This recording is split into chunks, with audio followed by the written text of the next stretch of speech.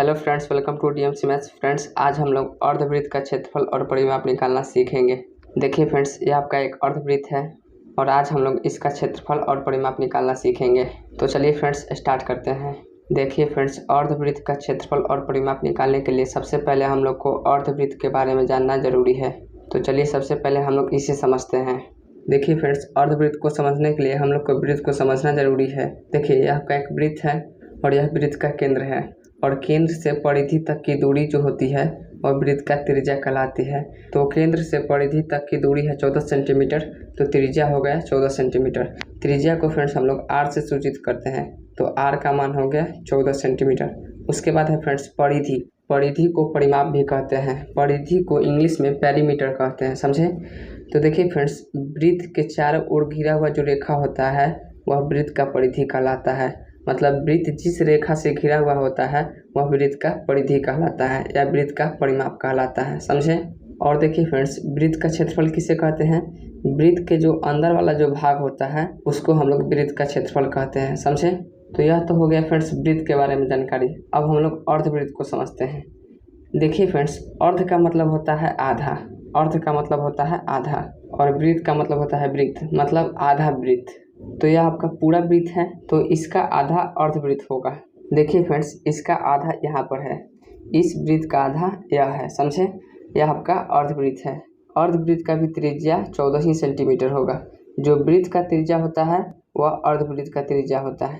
तो देखिए फ्रेंड्स, अर्धवृत्त का क्षेत्रफल निकालना है तो आप जानते हैं कि वृत्त का क्षेत्रफल होता है 2πr और वृत्त का आधा होता है अर्धवृत्त और वृत्त का क्षेत्रफल होता है 2πr।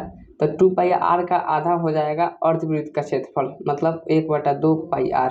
2πr का आधा 1/2πr होगा, समझे। तो अर्धवृत्त का क्षेत्रफल का सूत्र हो गया 1/2πr। और फ्रेंड्स, अर्धवृत्त का परिमाप का सूत्र होता है πr + 2r। अर्धवृत्त के परिमाप का सूत्र πr + 2r। इन दोनों सूत्रों की सहायता से हम लोग अर्धवृत्त का परिमाप और क्षेत्रफल निकाल लेंगे। यहाँ पर हम आपको कुछ बता देना चाहते हैं फ्रेंड्स। पाई का मान 22/7 होता है। पाई का मान 22/7 होता है। या फ्रेंड्स, पाई का मान कभी कभी 3.14 भी होता है। पाई का मान दोनों होता है, 22/7 और 3.14, समझे। और यहाँ पर फ्रेंड्स, आर का मतलब है त्रिज्या।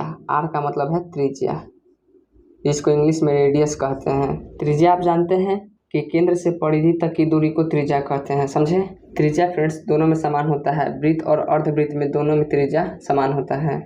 तो फ्रेंड्स, अर्धवृत्त का क्षेत्रफल और परिमाप निकालने के लिए हम लोग को दो चीज़ मालूम होना चाहिए। एक पाई का मान जो कि हम जानते हैं 22/7 और दूसरा उस अर्धवृत्त का त्रिज्या यानी कि आर। पाई और आर पता रहेगा तो हम लोग क्षेत्रफल भी निकाल लेंगे और परिमाप भी निकाल लेंगे, समझे। और फ्रेंड्स, यह दोनों सूत्र आपको याद रहना चाहिए। यदि यह दोनों सूत्र आपको याद है तब जाकर आप अर्धवृत्त का क्षेत्रफल और अर्धवृत्त का परिमाप निकाल पाएंगे, अन्यथा नहीं निकाल पाएंगे। तो चलिए फ्रेंड्स, अब हम लोग अर्धवृत्त का क्षेत्रफल और उसका परिमाप निकाल लेते हैं। देखिए फ्रेंड्स, क्वेश्चन में यह आपका अर्धवृत्त है जिसका त्रिज्या है 14 सेंटीमीटर। तो त्रिज्या को हम लोग आर से डिनोट करते हैं, तो आर का मान है 14 सेंटीमीटर। उसके बाद फ्रेंड्स, क्षेत्रफल निकालने के लिए आपको किन दो चीज़ों की आवश्यकता होती है? एक है आर और दूसरा है पाई। तो पाई का मान आप सभी जानते हैं 22/7 होता है। पाई का मान होता है 22/7। तो फ्रेंड्स, हम लोग अर्धवृत्त का क्षेत्रफल का सूत्र लिख लेंगे। अर्धवृत्त के क्षेत्रफल का सूत्र होता है फ्रेंड्स 1/2πr²। देखिए फ्रेंड्स, यहाँ पर 1/2 है तो 1/2। उसके बाद फ्रेंड्स, इन दोनों के बीच कुछ भी का साइन नहीं है तो यहाँ पर गुना का साइन होगा। यहाँ भी गुना का साइन है इसलिए यहाँ पर गुना का साइन। उसके बाद फ्रेंड्स, पाई का मान आप जानते हैं, पाई का मान 22/7 है तो यहाँ पर पाई की जगह पे 22/7 हो जाएगा। और r² और पाई के बीच कुछ भी का साइन नहीं है तो गुना का साइन है तो यहाँ भी गुना होगा। और देखिए फ्रेंड्स, यहाँ पर r² है। r² कहने का मतलब r को 2 बार गुना किया गया है। r² कहने का मतलब r गुने r। और r का मान आप जानते हैं 14 सेंटीमीटर है तो यहाँ भी हो जाएगा 14 गुने 14। तो r² की जगह पे हम लोग 14 गुने 14 लिखेंगे, समझे।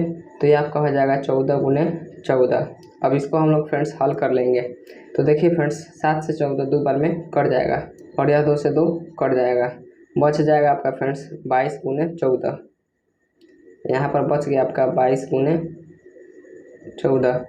और 22 में 14 को हम लोग गुना कर लेंगे, तो 22 में 14 को गुना कर लेंगे फ्रेंड्स, तो आपका होगा 308 सेंटीमीटर स्क्वायर। ये आपका आंसर हो गया। अर्धवृत्त का क्षेत्रफल निकल गया 308 सेंटीमीटर स्क्वायर। अब चलिए फ्रेंड्स, अब हम लोग इसका परिमाप निकाल लेते हैं। तो देखिए फ्रेंड्स, अर्धवृत्त का परिमाप निकालने का सूत्र होता है pi r plus 2r, pi r plus में 2r। इसको आपको याद रखना है, समझे।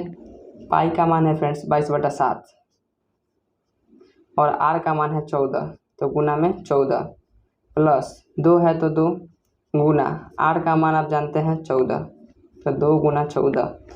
देखिए फ्रेंड्स, यह 7 से 2 बार में कट जाएगा और 2 में 14 से हम लोग गुना कर लेंगे और 22 में 2 से गुना कर लेंगे।